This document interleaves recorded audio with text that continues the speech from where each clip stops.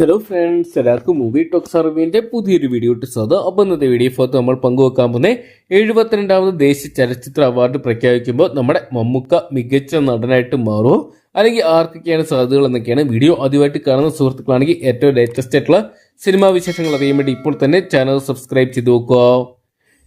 മമ്മൂക്കയെ കേന്ദ്ര കഥാപാത്രമാക്കി രാഹുൽ സദാശിവൻ അണിയിച്ചിരിക്കും 2024 തിയേറ്ററിലോട്ടെത്തിയ ചിത്രമായിരുന്നല്ലോ ബ്രഹ്മയുഗം എന്ന് പറയുന്ന സിനിമ. മികച്ച അഭിപ്രായങ്ങൾ സ്വന്തമാക്കിയ ചിത്രം ബോക്സ് ഓഫീസിൽ വൻ വിജയമായിട്ട് മാറിയിട്ടുണ്ടായിരുന്നു.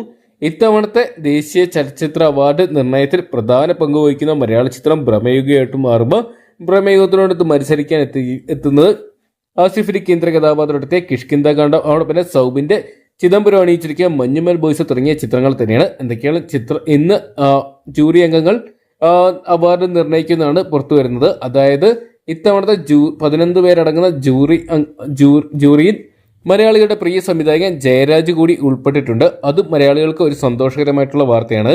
2012 ദേശീയ ചലച്ചിത്ര അവാർഡ് ജൂറി അംഗമായി ജയരാജ് പ്രവർത്തിച്ചിട്ടുണ്ടായിരുന്നു.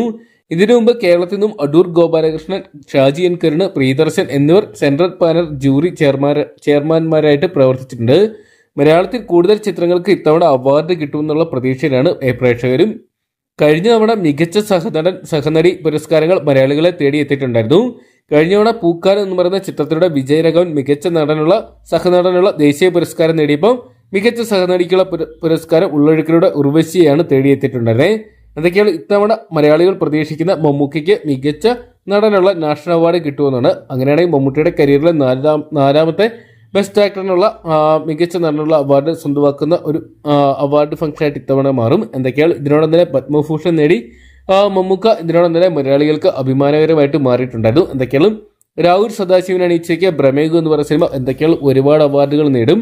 ആ ഒരു കൂട്ടത്തിൽ മികച്ച നടൻ ഇത്തവണത്തെ നാഷണൽ അവാർഡ് പ്രഖ്യാപിക്കുമ്പോൾ മമ്മൂക്ക മികച്ച നടനാകുമെന്ന് നമുക്ക് കാത്തിരുന്ന് തന്നെ കാണാം. ഏകദേശം കുറച്ച് മണിക്കൂറുകൾക്ക് തന്നെ അവാർഡ് നിർണ്ണയം ഒഫീഷ്യലായിട്ട് പ്രഖ്യാപിക്കുന്നതായിരിക്കും. കാത്തിരിക്കുക കൂടുതൽ അപ്ഡേറ്റുകൾക്കായിട്ട്.